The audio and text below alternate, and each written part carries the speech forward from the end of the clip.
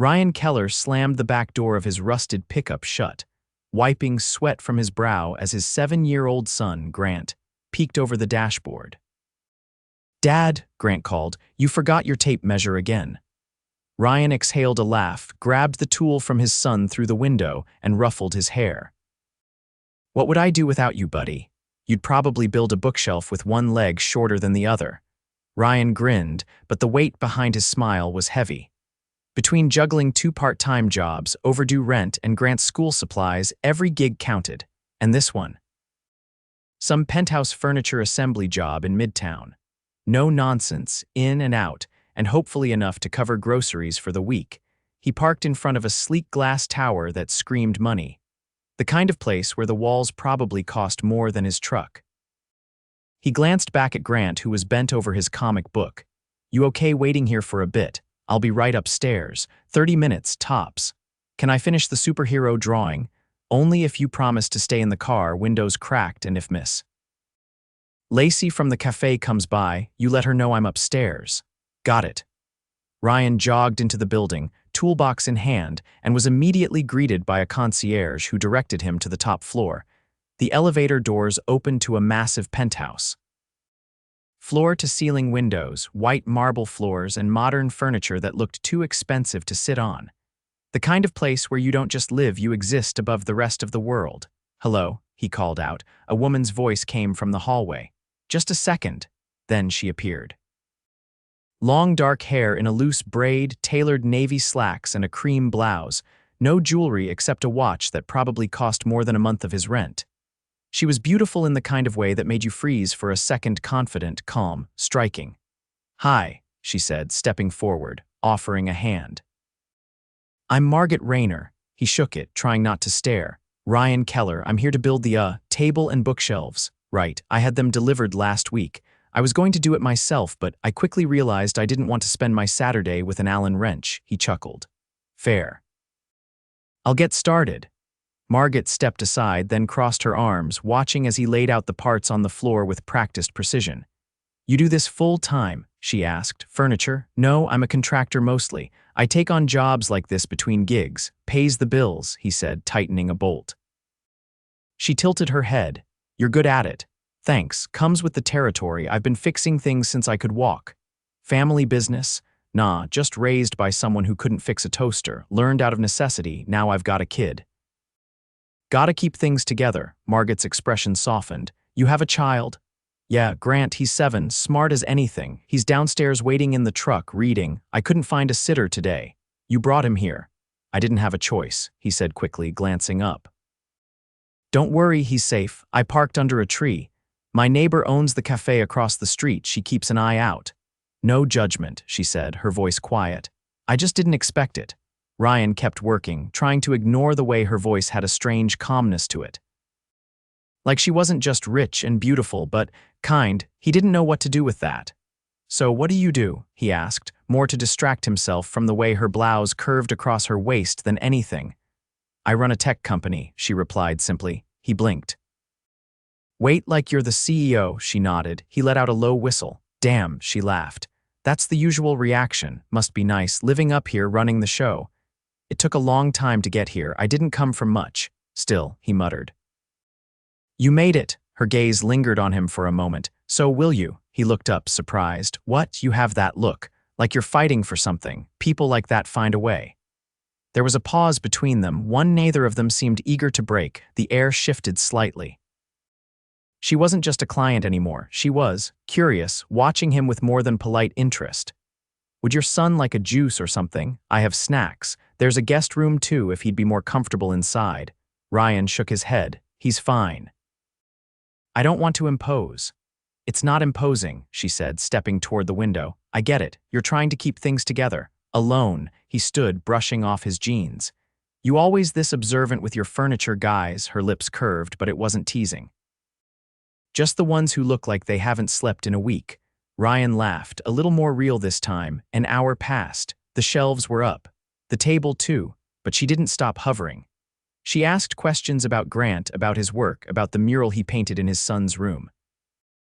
And he found himself answering, honestly, easily, Like he hadn't talked to an adult in weeks. When he was finally done, she walked him to the elevator. "Thank you," she said. "No problem. Let me know if you need anything else built." "I might," she said, her eyes holding his a second too long. He left feeling strange, not uncomfortable, just off balance. And when he got into the truck and saw Grant fast asleep in the backseat, he looked up toward the penthouse window. She was still there, watching. And for the first time in a long time, Ryan wasn't just thinking about paying the bills. He was thinking about her. 3 days later, Ryan was elbow-deep in drywall dust, halfway through patching a cracked ceiling in a brownstone when his phone buzzed in his pocket. He tugged off one glove, swiped the screen, and blinked at the caller ID, unknown number. He hesitated. Clients usually didn't call directly, they went through the agency. Still, he answered, Ryan Keller. "Hi, it's Margot." From the penthouse job, he straightened, brushing plaster off his shirt. "Oh, hey, sorry to call out of the blue. I have a few more things that need assembling. A couple of storage units, maybe a floating shelf in the den." "Do you have time this week?" He glanced at the cracked ceiling above him. "I can make Wednesday work, afternoon." "That's perfect." A pause. "Anything else?" he asked. "No, just thank you for saying yes." He hung up with a strange tightness in his chest. Wednesday came colder than expected for early spring, and Ryan bundled Grant in a hoodie before dropping him off at the neighbor's cafe. Lacey had agreed to let him hang out in the back room with her son for a few hours. It wasn't ideal, but it beat leaving him in the truck again. When Ryan arrived at the penthouse, the door was open and Margot was barefoot, kneeling by a box of unopened books. "I didn't expect you until 2, she said without looking up. "You said afternoon." "It's 12:58, her eyebrows lifted. "Very precise, I build things." Precision's kind of the point. She stood, brushing her hands on her slacks. They were navy again, but these ones had a stripe down the side. She wore a soft gray sweater, sleeves pushed up, and her hair was loose this time, slightly wavy. "I thought you might want coffee," she said, walking toward the open kitchen. "Or tea. Coffee's good." He followed her in and paused at the marble island. There was an open laptop, a legal pad scribbled full of notes, and a mug half filled with something that looked cold. "You work from home often?" She poured him a cup and slid it across. "Lately, yes. It's easier to think when no one's breathing down your neck." He sipped. "I wouldn't know." She leaned against the counter. "Have you always done this kind of work?" "No, I used to do renovations, bigger projects.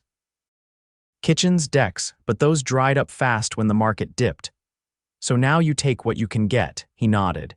"You ever want to do something else?" He looked at her, surprised. "You mean besides scraping grout and chasing invoices?" She smiled faintly. "Yes." He set the mug down. "Sure. I wanted to build houses once, real ones, from the ground up, but that takes capital." "What stopped you?" He hesitated. "Life. My wife passed when my son was 3. After that, everything shifted." Her expression changed, subtle but immediate. She didn't offer sympathy. She didn't change the subject. "What was she like?" "Brilliant," he said, almost without thinking. "Witty, could fix a sink with one hand and design a mural with the other. She was an artist in her free time. She taught literacy at the community center. Used comic books to help kids learn." Margot didn't say anything, but her eyes stayed steady on his. "I'm sorry," she said eventually. "Not for asking, just for the loss." He nodded once, then picked up the instruction sheet for the shelf beside them. "Where's this going?" She led him down the hall, past a sun-drenched room that looked like a home office. He noticed a piano in the corner, untouched but clearly tuned, and a single photo of a woman who looked older than Margot but shared the same strong brow. "That your mother?" he asked. "She passed away last year, cancer." He didn't say anything, just nodded. Margot opened the guest room door. "The shelf goes here. I'm turning this into a reading space." "Looks like you already started," he said, nodding toward the small stack of novels on the side table. "I haven't had much time to read lately. Everything's been about expansion, board meetings, acquisition talks." "Sounds exhausting." "It is, but it's also power," she said simply. "And once you've been powerless, you never want to feel that way again." He didn't press. He could feel it, that quiet edge in her voice. Not pain exactly, but the memory of it. As he worked, she stayed in the room, settling into the armchair in the corner with a notebook. She didn't speak much, but he could feel her watching. Not in a critical way, more like she was trying to understand something without asking. Eventually, she closed the notebook and stood. Do you ever take on private clients outside the agency? Depends on the job. I have a cottage upstate, needs a full overhaul. New fixtures, floors, some structural repairs. It's quiet, isolated, good pay if you're interested. That sounds like a lot of time away. She tilted her head. You can bring your son, there's space, and he might like the lake. He studied her. Why me? You could hire a crew in a second. Because you care about the work. Every corner, every bolt. You don't just install things, you make them last. He didn't know what to say to that. She stepped closer. Also, I like having you around. That stunned him more than anything else she'd said. I don't mix business with, he began. I'm offering a job, she said, cutting him off gently. Nothing more, you can say no. He didn't say no. Instead, he finished the shelf, packed up his tools, and stood at the door, unsure how to leave. She reached out then, adjusting the collar of his jacket. Her hand lingered a second too long. Drive safe. He nodded, walked out, and didn't look back until he reached the elevator. She was still there. This time, she wasn't watching. She was waiting. The cottage wasn't what Ryan expected. He'd pictured something modest and worn down, maybe with peeling paint and a shaky porch. But when he pulled the truck up the winding gravel road and saw the wide cedar structure tucked between tall trees, with a view of the lake peeking through the pines, he realized Margot's definition of cottage belonged in another tax bracket entirely. It was still in need of work. Gutters sagged.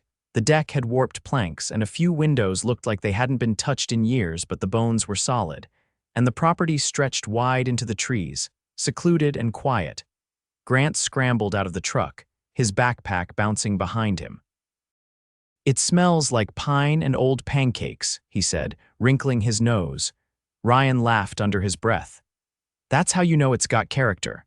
Margot stepped out from the front door, dressed in jeans and a faded green flannel shirt that didn't look like it had ever seen a boardroom.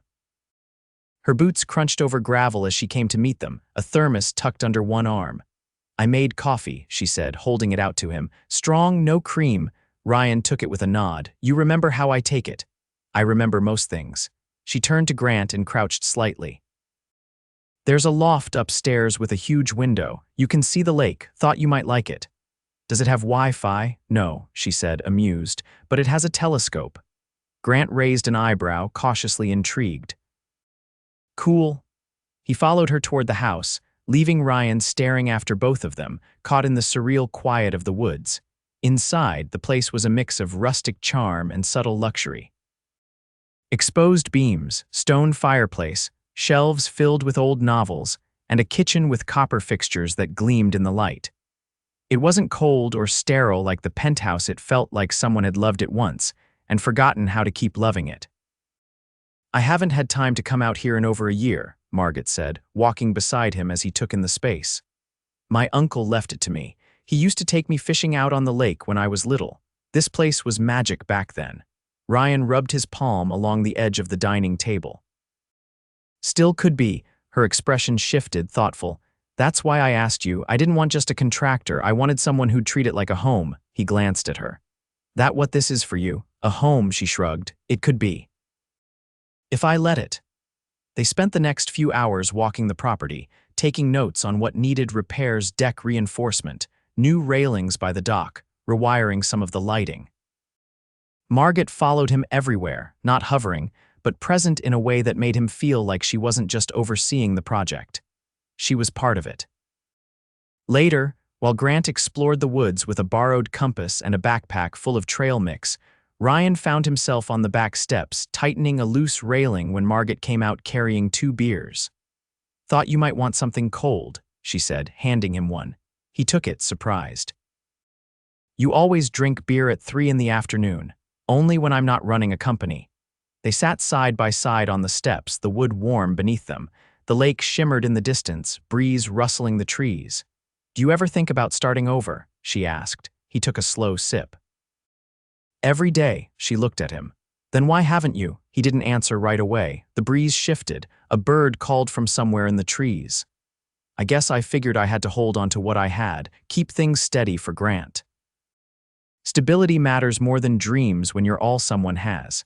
That's noble, she said quietly. He turned to her. It's survival. Margot tilted her gaze toward the lake. I let a lot of things go to survive too, relationships, time, parts of myself. I thought if I just kept climbing, something would feel like enough. Has it? She didn't answer. They sat in silence, the kind that didn't feel heavy or awkward, just full. A few moments later, Grant came sprinting up the hill, face flushed, eyes wide. Dad, there's a deer, a real one. And I think it saw me. Ryan stood, brushing off his jeans. You didn't chase it, did you? No, I just waved. Margot laughed, and Ryan glanced at her, really looked. There was something open in her face now, lighter than he'd ever seen in the city. I'm going to start on the deck tomorrow, he said, but I'll need a supply run. I'll drive you into town in the morning, she said. There's a hardware store 5 miles out. Real small town charm. Sounds dangerous. Only if you're afraid of homemade fudge and unsolicited life advice. He shook his head, smiling. You're not what I expected. And you're exactly what I didn't know I needed, she said, standing. Their eyes met, and for a moment, it felt like the trees around them leaned in, like the air itself held still. But nothing was said, not yet. That night, as Ryan watched Grant fall asleep in the loft with stars visible through the window above his bed, he found himself lingering in the hallway longer than necessary.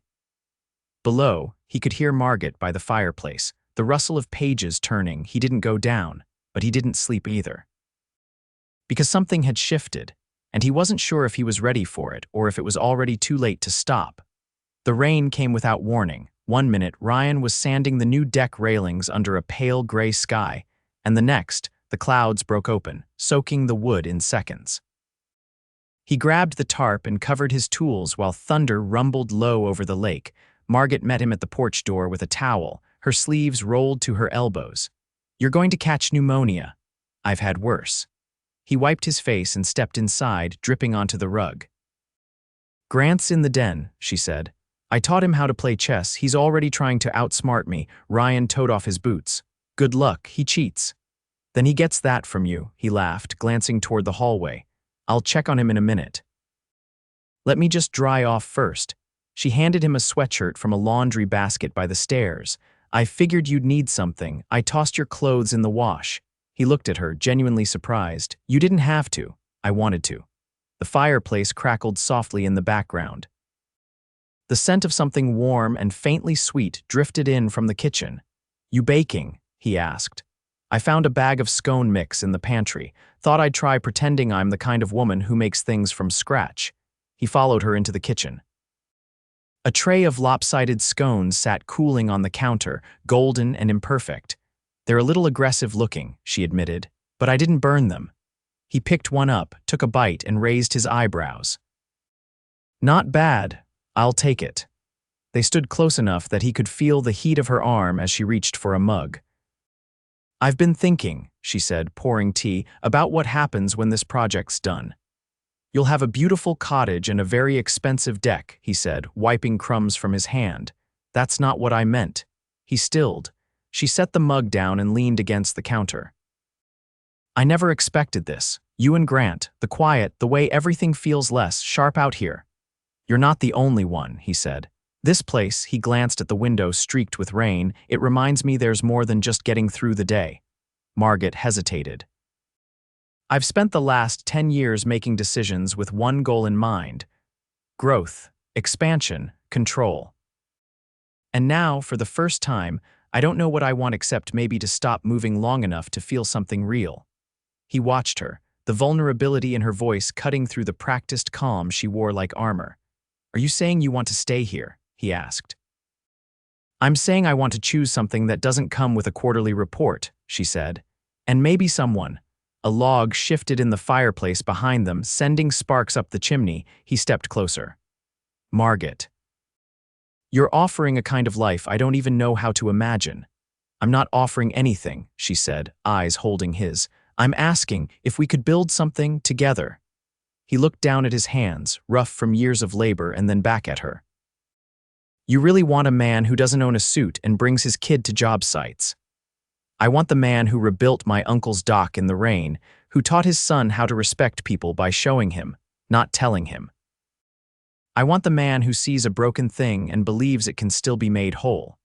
Her voice cracked slightly at the end, but she didn't look away. Behind them, footsteps padded across the floor.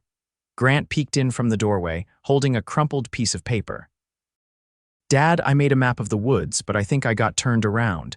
Is that hill behind the shed or in front of the lake? Ryan knelt beside him, studying the sketch. That's the hill behind the shed. You just flipped the angle. Oh, okay. Also, Margot said when the rain stops, she'll show me how to build a birdhouse. Ryan looked up at her. She did she? She shrugged. I've got a hammer and a manual. We'll figure it out. Grant disappeared again and Ryan stood slowly. I've been alone a long time, he said. And I've gotten good at surviving, but I don't want to teach Grant that surviving is all there is. Margot stepped forward. Then don't. He didn't wait for another sign. He closed the space between them and kissed her, slow and certain, the way a man kisses a woman when there's no more doubt left to carry. Outside, the rain began to ease, the last drops sliding down the windows like punctuation. The next morning, Ryan found Margot on the dock, barefoot, holding 2 mugs. She handed him one. I canceled 2 meetings, he raised an eyebrow. Is the world ending? No, I just decided it can wait. He sipped the coffee, watching the mist rise from the lake. So what now? We fix the windows, she said. Build that birdhouse and then, maybe I take a step back from the company, focus on someone else. He looked at her, sunlight catching the edge of her hair. You sure you're ready for that? I've never been more sure of anything. Grant's laughter echoed from the trees and Margot smiled. Ryan reached for her hand. Then let's build something that lasts. And for the first time since he'd lost everything, he believed they really could. Ryan stood in front of the newly hung window pane, wiping the edge where the putty met the wood. The scent of rain had faded, replaced by pine and the faint trace of varnish. From the porch, he could hear Grant's laughter echo across the lake as he hunted for flat stones to skip. Behind him, Margot stepped into the room holding a small box. I found this in the attic, she said, setting it on the nearby table. It's full of old Polaroids and letters. My uncle used to write to my mom from here. Told her every bird he saw, every storm that passed through. Ryan glanced at her hands as she carefully unfolded a yellowed letter. He left this place to you for a reason. She nodded, eyes on the page. He said it was the only place he ever felt like himself. I think I'm starting to understand what he meant. He set down the putty knife. You've changed since we got here. So have you. They stood in silence for a moment, not uncomfortable, just full, the kind of quiet that didn't need filling. I'm thinking of selling the penthouse, she said finally. Ryan blinked. You're serious? I don't need all that space or the noise. I want to build something grounded, something that doesn't vanish the moment the Wi-Fi cuts out. He watched her, something slow and certain settling inside him. What about the company? I've already started transitioning my day-to-day to my COO. She's more than capable. I'll stay on the board, oversee strategy. But the day-to-day grind, I don't want it anymore. Ryan stepped closer. And what do you want? She looked up. A home with you, with Grant. Here, his throat tightened. That's not a small ask, I know, but it's the only one I've ever made that feels right. He brushed a hand along her jaw, his thumb catching at the corner of her mouth. Then let's do it. Later that evening, long after Grant had fallen asleep in the loft with a flashlight still burning beside a stack of lake rocks, Margot and Ryan sat by the stone fireplace. She curled into his side, her legs tucked beneath her, the fire casting soft light over her face. I used to think I had to prove I could do everything alone, she said, her voice low. But maybe real strength is knowing when to let someone in. He brushed a kiss against her temple. You let me in when you offered that first coffee. I was terrified, you know, not of you. Of what it meant to want something different, something real. He leaned back, pulling her closer. You weren't the only one. Outside, the lake was still, moonlight glinting off the surface. The cottage creaked softly as the wind moved through the trees. A week later, they drove into town to finalize the deed transfer for a plot of land adjacent to the cottage. Margot had quietly purchased it with the intention of building a small guest cabin, a place where Grant could eventually have his own space as he got older or where friends could visit without crowding them. At the county clerk's office, Grant sat on the bench, kicking his heels lightly, bored out of his mind. Are we done soon? I promised the raccoon I'd bring him peanut butter crackers. Ryan gave him a look. You promised a raccoon. He was watching me from the bushes. We had a moment. Margot laughed as she signed the final document. You're going to be wild by the time summer's over, Grant grinned. I already am. On the drive back, they stopped at a roadside stand where Margot bought a bundle of wildflowers and Grant picked out a hand-carved wooden boat. As they pulled into the gravel drive, the sun was melting into the trees, casting everything in gold.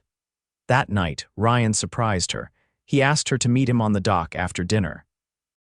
When she stepped outside, barefoot and wrapped in a light sweater, she found a trail of lanterns leading down the path. String lights had been draped along the railing, and at the end of the dock stood Ryan, holding a thin velvet box. I know you didn't ask for any of this, he said quietly. But I want to give it to you anyway. She stared at him, breath caught. I love you, Margot, not because you're powerful or brilliant or stubborn as hell. Though you are all those things, I love you because you see me. And because you saw Grant when no one else looked twice. She stepped closer, heart pounding. I don't need a wedding right away. I don't need anything you're not ready to give, but I want a life with you. Every day, the hard ones, the easy ones, all of it. He opened the box. Inside was a simple gold ring set with a single sapphire. She blinked fast, overwhelmed. You made this, polished the stone myself. From the creek bed, I wanted something that came from here. She took the ring, hand trembling, and slid it on her finger. I love you, Ryan Keller, and yes. 1,000 times yes. He pulled her in and kissed her, the lake stretching out behind them, the lights reflecting like stars. Later, when they returned inside, Grant was pretending to be asleep on the couch, a blanket pulled over his head. As they passed, he whispered, "Took you long enough." 3 months later, the cottage had been transformed. The dock was reinforced, the guest cabin's foundation laid, and the wildflower garden Margot had planted bloomed in bursts of orange and purple. They hosted a small gathering, just Lacey and her son from the cafe, a few of Margot's closest friends from the city, and a handful of locals. There were no tuxedos or catered meals, just grilled corn, laughter, and a dance on the dock under the stars. They exchanged vows barefoot, Grant standing proudly between them holding 2 wildflowers. I now pronounce us a family, he declared, face glowing with mischief. Ryan kissed her before anyone could stop him, and the whole crowd cheered. As the night wore on, and the last lanterns flickered against the dark, Margot stood in the doorway of the cottage, watching Ryan wrap Grant in a blanket on the porch swing. She stepped outside, resting her head against Ryan's shoulder as he pulled her close. This is better than I imagined, she whispered. He kissed her hair. It's only the beginning. And in the hush of the woods, with the stars above and love rooted deep in the earth beneath them, they finally found the kind of home neither of them ever thought they'd deserve. But they did. And they chose it, together, forever.